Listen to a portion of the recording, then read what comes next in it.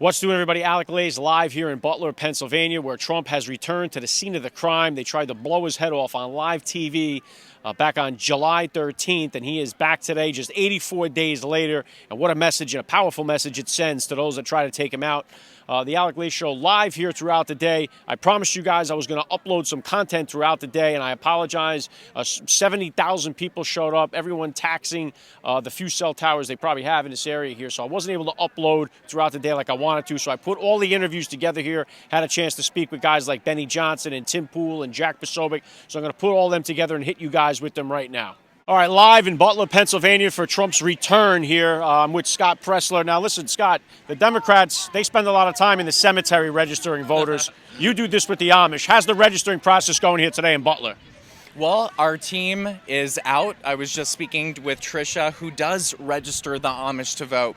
And we have the entire team not just sitting here at an early vote action voter registration table, but they're walking the entire line. I mean, our goal, I don't care if you're Pennsylvania, New York, West Virginia, every person attending this rally today should be registered to vote and check their status to make sure they can ultimately vote for Donald Trump. Now, were you here on July 13th for the first rally? Yes. What is the difference that you're noticing? Same, less, bigger? What are you noticing here? Well, I noticed behind you a sloped roof where I see beautiful military men that are stationed up there. So apparently that sloped roof is not causing people not to be up there today. I'm seeing a lot more security. I'm seeing a lot fewer tents, fewer booths than there were before when you walked in before. I mean, it was lined with tents. And while I sense excitement, I sense an urgency and a seriousness, almost a somberness today that wasn't present back in July. Because I think people understand that, like our president took a bullet for us, this is our moment to save our country. Well said, Scott. And Elon Musk, almost immediately after Trump got shot in the head last time here at Butler, almost immediately tweeted out, Trump has my full and complete endorsement. He did it that day. Now today for Trump's return, Elon Musk is going to be in attendance. So how big of a statement is that to have Elon here supporting President Trump? I mean, to say this overtly, I mean, today is a historic day in American history. You have a president returning to the site of an assassination attempt. That takes serious guts and bravery for him to come here. And I think it shows us ultimately Trump is here for us. This isn't about Donald Trump. This is about saving America. And with Elon here, and who knows what other special guests may be present, this is a day that will go down in American history. Yeah, right on with that. And I know that, you know, I was saying, I drove in here from Jersey, and it was amazing to see all of the Trump support. I mean, just banners and billboards, and I didn't come across one Tim Walz, Kamala Harris flag, banner, bumper sticker, nothing on the way in here. So I don't know where. I mean, it doesn't seem like they have this type of energy at her events. I know I haven't seen one bus that's unloaded Trump supporters here. So it seems like you got legitimate support here, and you got this kind of fake, phony, fugazi kind of support for Harris. Well, I mean, fake, phony, and Democrat, I mean, that's redundant. You know, those are just synonyms in my opinion. But the big thing, that the scandal that happened, is the Department of State scheduled maintenance on their voter registration website today. That would have been at 6 p.m. with Trump speaking at 5 p.m., but we alerted the entire nation that this was going on, and we forced them to change it. So it went from 6 p.m. to 12 a.m. to now 10 p.m. to 4 a.m. I'm still not happy, but it shows you the Democrats are looking, this is a war of attrition. They're going to try to pull votes from us in any way that they can, and it shows the importance of registering to vote, of checking your status, and of voting on Tuesday, November 5th for Donald J. Trump and JD Vance. Well, Pennsylvania is going to be a key to this entire thing, and if we pull it off, you're going to be a major part of why we did.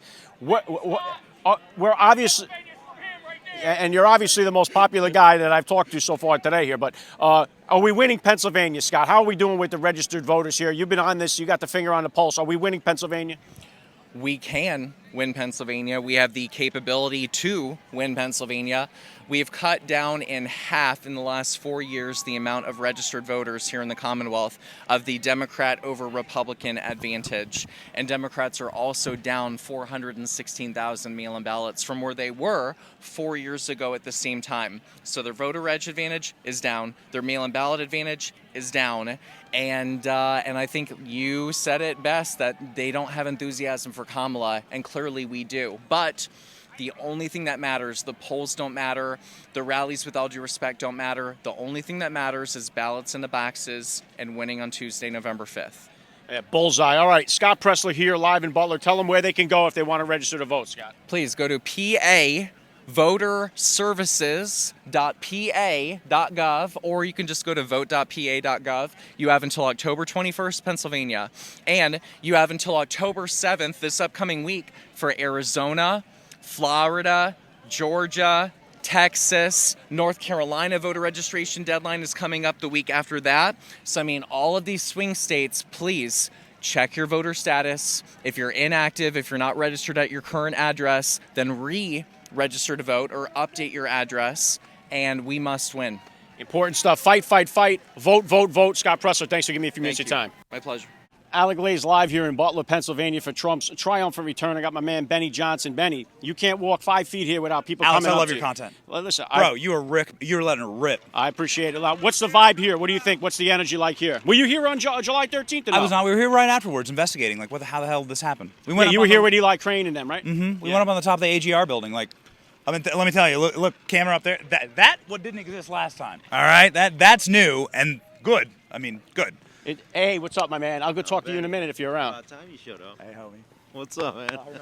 Family reunion around here. All right, one thing I want to ask you is, because something that I focus on so much is the fatherless crisis we have in this country now. We talk about making America great again. Yeah. We got to make family life great again. We got to make fatherhood great again, because this fatherless crisis, this breakdown of the nuclear family, and you take the Heavenly Father out of our society. That combination has crushed our society. Absolutely.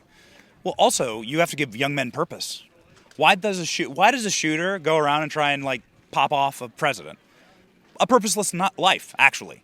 Like, he's trying to find some reason to live. The guy who staged the next assassination attempt, he had a GoPro. Why? He wanted to go on World Star. These men have no purpose. These young men have no purpose. Having children, seeing that you are part of a God's universal design for all of us, and giving your life meaning and someone to count and rely on you, inspires something so wild in you. And I'm expecting another baby in a couple months. Wow. So it's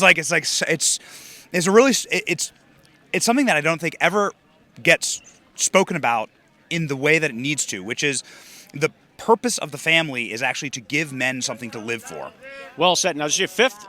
Fourth, yeah. Okay, so catch up to me. I got four myself. I'm not an Elon. Elon's got like 12 kids, yeah, so not there yet. And speaking of that, Elon Musk, the day Trump got shot, came out on Twitter and said, Trump has my full and complete endorsement. Now he's going to be here today speaking ahead of Donald Trump. So how big is that to have Elon's presence here today? Yeah, that's right. Talk about a man who lives out his values. And we need more of that, actually. He actually believes in free speech. He believes in the family. He believes in being a family man. And that guy, goes out and lets her rip. And, you got to respect that. And he's also the richest man in the world, and he's doing the riskiest thing he's ever done. He's launched 1,000 satellites into space. He's launched rockets to Mars. The riskiest thing he's ever done is actually publicly support President Trump. He's changing culture himself by doing it. I do think one of the things overlooked about President Donald Trump is the fact that he is a first-class father as well. His kids are so well-spoken. Yes. And then you look at the flip side. You have Biden. You got the Hunter Biden. You got the Obama kids. You don't see that with Trump. And one of the things that's key to this is that he hammered into his kids, no drinking, no drugs, no smoking. And I think more dads need to do that with their kids, because we have an epidemic full of addictions in the country. Dude, you actually, it's amazing. You can tell how kids were raised. You look at the results, right? You can see the seeds of the father. The fruit doesn't fall too far from the tree. It's a lot of sayings about it, but it's also true. And if you have a kid like Hunter Biden, that reflects very poorly on Joe Biden. Trump has great kids. They're the salt of the earth. They're wonderful, wonderful people. And, that says so much about President Trump, and also where his priorities were in raising him. I mean, who would you prefer as a son, Hunter or Barron? Yeah, great point. And just to get back to what you were saying there about how men need a purpose. Also, what we're seeing, I just had Kevin Sorbo on the show the other day, and he pointed out we're seeing more and more of these liberal women coming out making videos saying we can't find a man, and we might have to go find a conservative guy because they're like dealing with these guys, right? Because who wants to date these guys that have no interest in starting a family and creating something? I mean, it just seems like it doesn't have. There's no future in it. There's no future in it. Listen, I don't care how there's a bunch of like security around, a bunch of big alpha males here, right? We're at a Trump rally. There's a bunch of alpha males. If you are a father and if you welcome a child into the world, I don't care how tough you are, how big you are, you hold that child for the first time. It's like you're holding an angel. It's like you're literally witnessing a miracle. And your life changes forever in that moment. And you realize that there's a creator, he loves you, this is the design, and that you need to now realign your life. You've now grown up, and it's this incredible thing that happens. I keep talking about it because I'm like, it's happened to me 4 times in the last 4 years, and it's the driver of creation. It's the driver of it connects you with your Lord and Savior because He is a creator, and you get a chance to actually witness heaven on earth when that happens, and that changes you forever. You can see the men who've really taken that to heart. Yeah, and biblically speaking, we go God, Father, Mother, Child. But in today's society, it goes government, child, mother, father, and God ain't even in the picture. So we need more voices like you. Obviously, you're crushing it, bringing a lot of focus to fatherhood and family life. You're a first-class father all the way. Thanks for giving me a few minutes of your time today. Of course. What's up, man? You're listening to the Alec Lace Show. The future is family. All right, Alec Lace live here in Butler, Pennsylvania. I got Nick Sortor here. Nick, were you at the July 13th? Or is this your first Butler rally? This is my first Butler rally, but, I watched it. I remember exactly where I was. I don't think I'm ever going to forget where I was when I saw this happen here in Butler and how terrified I was of, because we didn't know how Trump was at the time, where exactly he was shot. I mean, he was bleeding, but we didn't exactly know from where. It was a terrifying several minutes until we got word that he was okay. But I flew in very late last night just to be here, and then I'll fly right back out, go back to North Carolina. So. Well, your hurricane coverage has been incredible. I've been following you, Raw's alerts as well. You guys have been doing fantastic work down there, bringing help to the people in need, much more so than FEMA seems to be doing. Absolutely. And it was a disgrace to see Kamala Harris throwing a mere bag of shells, $750 at these people. Sign up online. They lost $50 more than Maui, though, at least, right? So, inflation. Inflation, yeah. There's been plenty of that this past year. What's the latest down there when you just left there to come here? What's the latest down there? So we basically, we have essentially reconnected 90% of the small towns around Western North Carolina, which is, massive because originally before we had gotten there and started, paying attention to those small towns, nobody was talking about it. They were talking about Asheville, being the city there. That is not even close to the extent of the problem. So, I'm really happy to be able to say that the vast majority of towns are back online via Starlink, not via, I have Verizon Wireless, for example. Same. It doesn't work out there, still. Not even in the middle of downtown Nashville, it doesn't work. So it's been over 7 days now, and so these people still don't have any connectivity. I gave some of my personal Starlinks to state troopers out there because they still can't communicate with each other because they use Verizon in their cars and on their phones. Insanity. Now you have people reporting like Tim Kennedy has posted that they're getting interference from the federal government when they're trying to provide assistance to these people. Then you have people like Pete Buttigieg saying that no, there is no such thing. MAGA is lying. The people are all happy and getting what they deserve. So which is the truth? Yeah, well, I think we all know what the truth is. Anything that the government says, anything that comes out of the mouth of FEMA or anybody in the Biden-Harris regime, it's a total, flat-out lie. I called out Joe Biden last night on X because it turns out that he personally is taking credit for specific Starlinks that I set up and reconnected in Western North Carolina, such as the one in Canton. We set up several in Canton, North Carolina, and Joe Biden put out a tweet saying that he got Canton back online using Starlinks. Total lie. It was actually a government official from Canton that pointed it out to me. That was like, hey, they're full of crap. It was you. You did it. So yeah, I think people are sick and tired of, especially when we see $8 billion more went to Ukraine. last couple of weeks, and people are just sick and tired. Then you have war pigs like you got, well, Lindsey Graham goes up on Fox and says, yeah, we know those people are suffering, but think about Israel right now. And it's like, wait a second, we got Americans dying right here in our own country and don't have a pot to piss in, and we're talking about helping people in these foreign nations, and people are just sick and tired of it. No, they're absolutely sick and tired of it. And, you know, they came out and said that they don't have enough money for hurricane relief at this point. And then yesterday, Anthony Blinken comes out and says that we're going to give, I think $175 million to Lebanon for relief. And I'm like, you've got to be kidding me. We don't have any money, but we can give it to Lebanon? You're just going to screw the people out there in Western North Carolina? It's the same thing over and over and over again, and people are realizing and they're getting fed up. And you see by the turnout we have here that the people are sick and tired of it, and they're going for Trump. Last take here, he's coming back. He got shot. What kind of message does that send to the deep state, and what does it have somebody like Elon Musk and others here to support him? I mean, Elon Musk being here is the deep state's worst nightmare. The two of them pairing up, I can't think of a worse. I mean, if you want to put RFK Jr. in there with him, that might be a little bit worse. But Elon Musk being here, the fact that he's back in Butler, they tried to take him out, they failed twice now. You know, I think it really makes a statement, and what's really going to terrify them is seeing the amount of people here, the sheer amount of people. We're in the middle of a field, and there's still not going to be enough space for all these people. It's incredible. It really is incredible. So is the work you do. Nick Sortor, honored to have you here for a few minutes. Please enjoy the rally. I'll run into you inside. Will do. Thank you, sir. All right, Alec Lace live here in Butler, Pennsylvania at the Trump rally, the return to Butler, Pennsylvania. I got Kevin Pesobiec here, and I got Pete Wallowin. Pete, local guy here. So what's the vibe here? Were you at the July 13th rally? I was at the July 13th, man. This is amazing. The enthusiasm here is incredible. We had, at 7 o'clock in the morning, we had people backed up all the way to the road. At 6 in the morning, the traffic was a mile long. That wasn't like that the first time, but the first time it was overly enthusiastic too. We belong to the United Republicans of Butler County, the Butler County PAC, and the people that come through here, you can't believe what we're hearing. People say, I need a hat, but I've already got 4. I need a shirt, I've already got 6. I want another one. It is incredible, the enthusiasm behind this guy. It's amazing. Kevin, on the way in, I drove in from Jersey, and all we seen on the whole ride, 6-hour ride, 6-hour ride, the only thing we seen was Trump flags, Trump banners, Trump billboards, and we didn't see not one Harris Walls. It was like a couple of lunatics on the overpass there with some rainbow stuff, but nothing with Tim Walz and Kamala Harris. That's all they got. That's all they got. Yeah, we just seen some too driving in. There was a St. Michael the Archangel billboard right out front, about a mile away. It was incredible.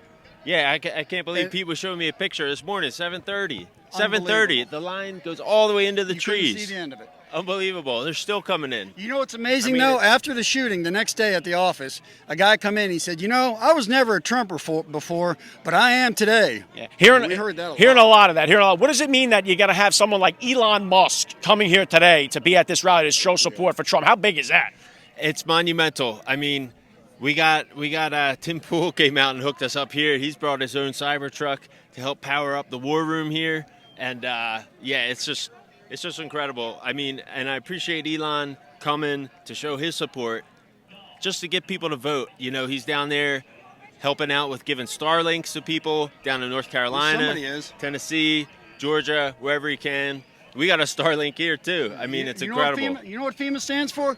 Forgetting Everyday Middle Americans. That's what FEMA stands for. That's a banger right there. All right, guys. Listen, last take here, too. JD Vance just smoked Tim Walz on the debate stage. Do you think he picked up his stock a little bit with the people here at the rally? I think he sure did. We'll see about that today when he's going to join the stage. I mean, I think, did you see the guest list? There's like 3,000, no, 3 pages. 3,000 of us, but the special guest list is 3 pages long, right?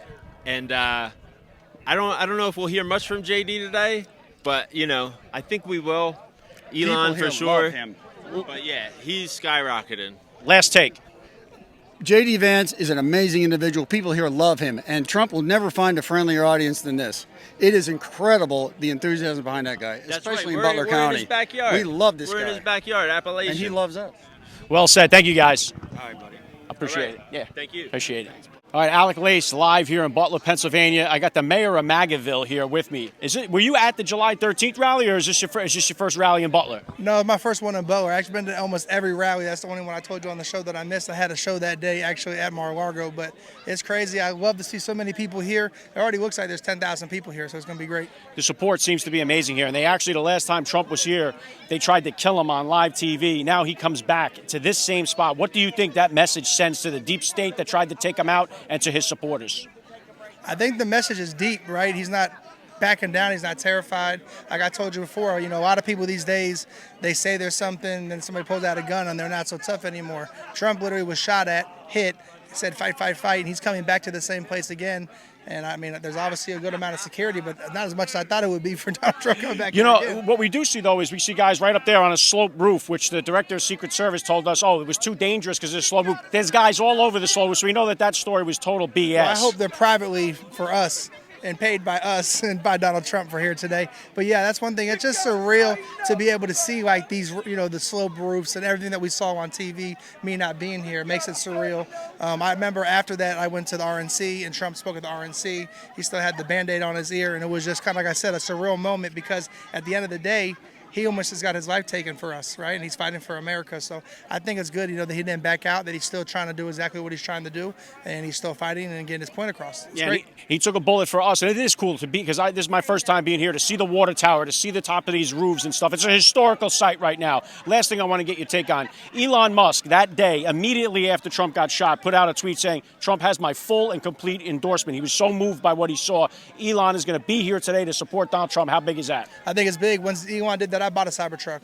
Right? I actually have two Cybertrucks. Is this it here? No, that's actually Tim Pool's, but that's what Jack just told me. But at the end of the day, I think it was really big that he came and did that. First of all, he's the most powerful man in the world besides Donald Trump is Elon Musk. Elon Musk can write any leader of any country right now directly to them, right? Owning X is humongous. He let Trump get back on there. But one thing about him is he's letting everybody be on there, both sides. He didn't take Kamala or Biden and these people down, even though I think, they're full of shit. But at the end of the day, he's letting free speech be back.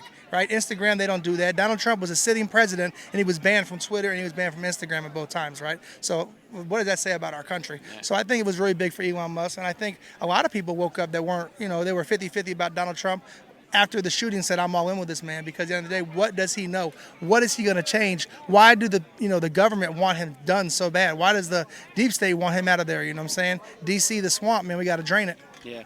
Well said. Forgiato Blow, pleasure to see you here. Give me a few minutes. Thank you so much. All right, live in Butler, Pennsylvania for Trump's triumphant return here. I got Jack Pesobiec here. He just got off the war room a little while ago here. Jack, what's the vibe? What's the energy here like in Butler for you?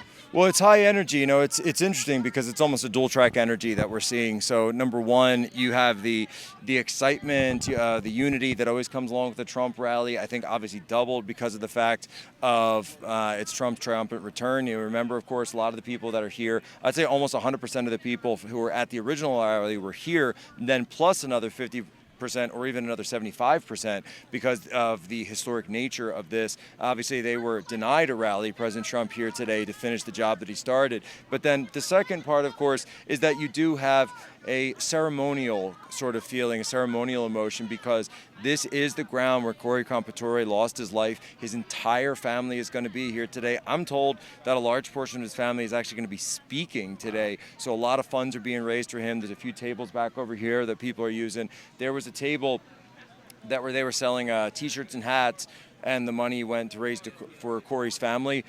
They sold out in less than an hour. Wow. They didn't even have anything left to be able to give anybody because people heard that it was going to Corey's family, and they just mobbed the entire thing. And I noticed, too, they saved him a seat. They put his firefighter jacket in the bleachers for him to be here today, too.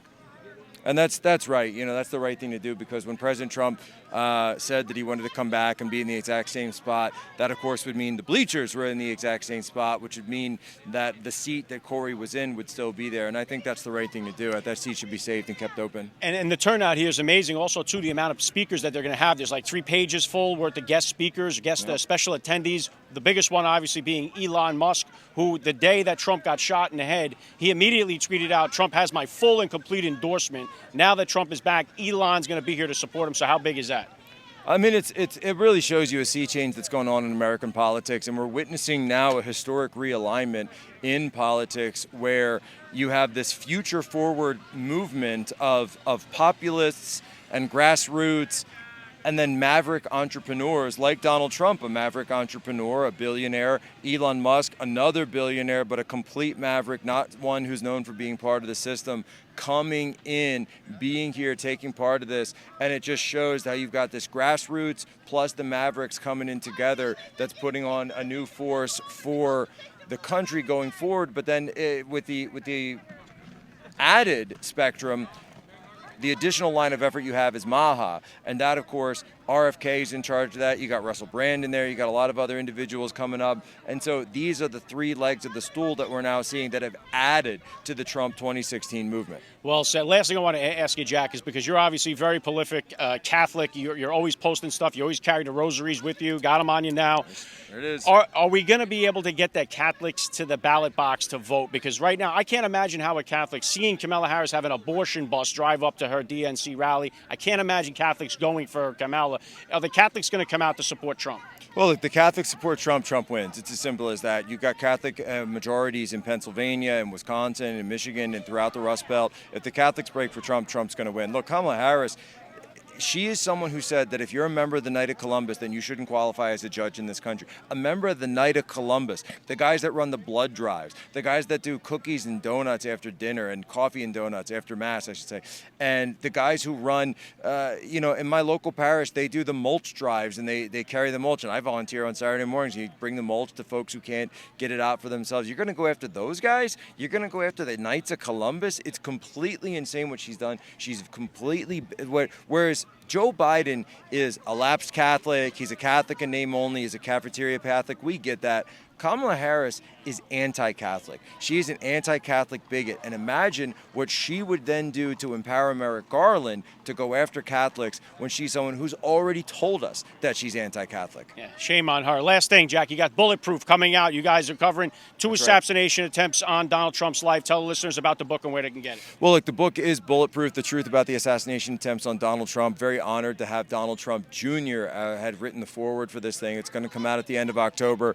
And people said, why did you want to do this? And I said, because this story about Trump's assassination needs to be front and center when it comes to the election, but also as we go forward. We know what the mainstream media does. We know what the New York Times does, and the Washington Post, and all the others. And CNN originally had the headline that said, Donald Trump falls off of stage. We can't trust them to do this work and tell the story properly. So not only are we putting that out, we are pushing back on every piece of testimony and every piece of evidence that the FBI has put out, because I don't trust the federal government. I don't think any of us trust the federal government anymore. And so we've hired our own private investigation team. They're operating right here in Butler today. They're even down in Bethel Park, Pennsylvania, and they're going across. Now we're going to have to go down to Florida as well because of the second attempt, and we'll have to go as far as we have to go to Ukraine if we want to.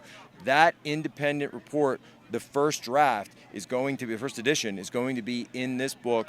The investigations are going to be ongoing, so when you buy or pre-order Bulletproof, the funds will go to continue the investigation into what went down here on J13, and then what happened later on September 15th in Florida. And my goodness, these 5 assassination teams that Matt Gaetz came on my show and dropped that nuclear bomb, said that's going on. We're going to get to the bottom of that as well. Yeah, hopefully we do. Matthew Crooks didn't operate alone. Jack Pesobiec, new book, Bulletproof. He's also got Unhumans. You can grab that as well. Jack, you're killing it online. You're one of the biggest parts of this movement. Thanks for giving me a few minutes of your time here today. Thank you so much. All right, Alec Lace live here in Butler, Pennsylvania for Trump's triumphant return here. We're at the back of the line. We got Mayor Longo here. He's going to be up on stage speaking today. What does it feel like, the vibe right here, the atmosphere, being back in Butler for his return? It's such a wonderful feeling. Let me tell you, we've really been looking forward to this. You know as well as the world that what occurred here on July 13th was a joyous occasion. It was an occasion that was going to bring us hope for a better future that was stolen from us. Of course, our thoughts and prayers are constantly with Corey Comparator and his family, and of course course, the two others that just very narrowly escaped death that day, and all of those who were negatively impacted by that day. But getting back to this day right now, this is part of the healing process we've really needed as a community, and I can't wait to see us turn the page and start a new chapter in our special relationship with President Trump. Yeah, well said. Well, right now, Pennsylvania is in play, and it's one of the keys to this entire thing right now. I know you're out here registering voters with the early vote action. How is the registering process going? What's your feeling about taking Pennsylvania this year? All of the numbers and the momentum is with us, sir.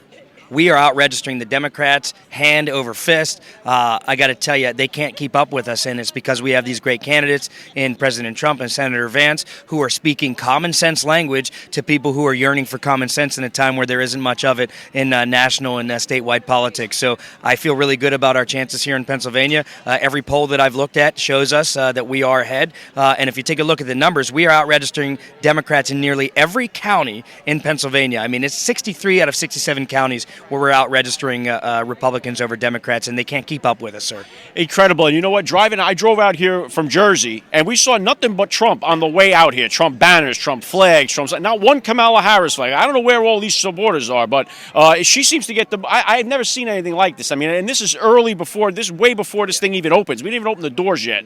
So it's the momentum seems to be all with Trump, and it seems like this whole Kamala Harris thing seems like they bus. I didn't see any people busing people into this event. The cars and parking lots are insane. So is this Kamala Harris thing? Is this support legit, or what's your take? Yeah. Well, let me say this about this crowd here. I was here about 6 o'clock this morning, 6:30, and this crowd was just as big then before the gates ever even opened. These people stayed overnight. They were camping out in parking lots all across Butler County, getting hotels for the last 2 or 3 days.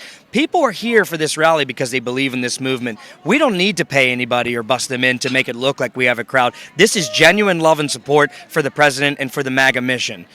Yeah, well said. And I do notice they got snipers up on the rooftops there. So I guess the slopes aren't a big interference today. But do you notice any difference this time around as far as security as opposed to the last time on July 13th? Well, it looks to me like the perimeter has been doubled or even tripled in size. You see all sorts of individuals out here on top of these rooftops are holding guardian angel positions, and we're grateful to them for it. But I've seen hundreds upon hundreds of different law enforcement officers and agencies here, and all of them are dedicated to our safety. And, of course, I have to give a shout-out to the Team Trump folks and the Trump Advance team who put us as their priority, our safety and our comfort is their top priority, in making a great experience for us. So we're thankful to them for helping to build this little piece of history that we're all going to get to enjoy today. Great stuff. Listen, I'm looking forward to your speech today. I know you're going to crush it. Thanks for giving me a few minutes of your time. Thank you for having me back on, all right, sir. Thank you. You got it. All right, Alec Lace live here at the Butler rally in Pennsylvania. In Butler, I got Tim Pool here. Tim, is this the first time you're attending a Trump rally? Were you here at the July 13th rally? I haven't been to a Trump rally in years, but in the 2015 and 2016 cycle, I was probably at 30 or 40 of them. So it feels familiar. I'm glad to be here. I think the stakes are high, so we need to be. What do you think about the energy that's here compared to 2016 where you were at the Trump rallies? How does this feel compared to that? You know, I've only been in this one area so far. It really does feel very similar to the Trump rallies back when I see them. The one thing I would say that's different is I'm seeing a lot more liberal personalities. I just had the Midas Touch guys come over and try and get me or whatever, but they don't want to talk to me. They're gonna edit that interview or something. So it seems like the support for Trump is there, probably as high as it's ever been. But I'm also seeing many of the left coming and trying to get a foot here on the ground. And I think it's because Kamala doesn't have it. She doesn't have that same energy. The interest is with Trump, even for this is it, right? Everybody's focused on Trump. Nobody really cares about Kamala. Maybe she wins, I don't know. But when you got the right and liberals coming here to ask the question about Donald Trump, you can tell where the focus is. Well, that's a great point, Tim. And I would say this, that in 2020, Trump picked up 11 million more votes in 2020 compared to 2016. And I would argue that he may even get even more. But I don't think you're going to see people who voted for Trump in 2020 turn now and vote for Kamala, whereas opposed you're going to see a lot of people who may have voted for Biden in 2020 now turn and vote for Trump. What's your take? I don't know anybody who has voted for Trump and has decided to vote Kamala. I mean, I got liberal family members. They're still liberal. They hate Trump. They got Trump derangement syndrome and all of that. And it's whatever. We're going to do. It's family, right? But I do know a handful of people who are moderate who are now leaning towards Donald Trump either because of RFK Jr., Tulsi Gabbard, or just because the economy has not been so good despite all the lies from the press trying to insist the economy is better than ever. Trust me. Don't go to the grocery store and look at the costs for your family. But That being said, with RFK Jr., Tulsi Gabbard joining Trump, that is a dream administration. I said in 2020, Donald Trump needs to bring Tulsi Gabbard on. I supported Tulsi in the primaries, in the Democratic primaries, when it was clear that the only choices were going to be Democrat neo-lib establishment garbage and Donald Trump. Donald Trump's the only clear path. Now they're throwing up Kamala Harris. She's worse than Joe Biden was. Look, for all the things we can say about Joe Biden, look at his performance in 2020, hiding in the basement. But he had those debates, and I got to be honest, he debated way better than Kamala did. Now, Kamala Harris is 10 times worse than Joe Biden was back then, and Joe Biden's awful now. So if people are looking at Joe Biden today, and they think that's what we voted for, why would anyone want to vote for Kamala Harris? Yeah, great point. And I would argue, too, that when Trump buries Kamala here, hopefully in the election, if she decided to run in 2028, I don't even think she would make the primary. She's very unlikable, very unelectable, and the people didn't want her this time. I mean, that's what happened. Nobody voted for her. Yeah. She couldn't get a single delegate.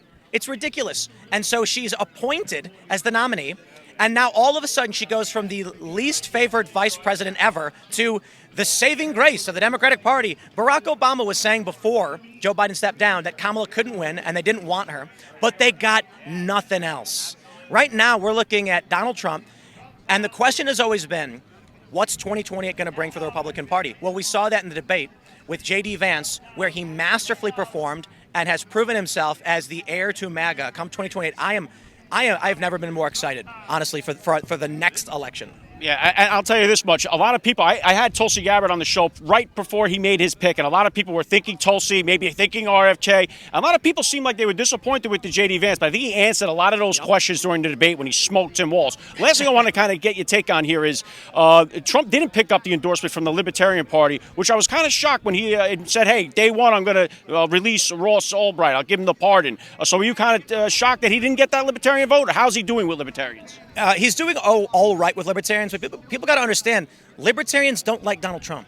And, you know, I have a buddy, one of the guys who comes on Simcast IRL, Elad, says, the Libertarian Party should dissolve and endorse Donald Trump. And I said, Elad, Libertarians are not Republicans. They have different values. And he's like, no, you're wrong. You go to the Libertarian Convention, and you'll find it split 50-50. There's some woke Libertarians. There are some more conservative-leaning Libertarians. However, I asked them, would you guys endorse Donald Trump? What would it take? And they said, if he appoints Rand Paul as the VP, every Libertarian votes Donald Trump.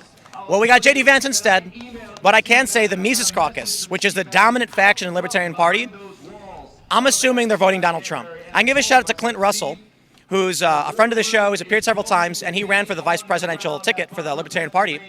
He says he's probably voting for Donald Trump because Chase Oliver, their candidate, is non-viable. And you're not voting Democrat. And so here's this Libertarian guy who has ragged on Donald Trump for 4 years. You also got Jeremy Kauffman, who held up a sign at the Libertarian Convention saying MAGA equals socialists. And then after they nominate Chase Oliver, he goes, I'm voting Trump. It's amazing.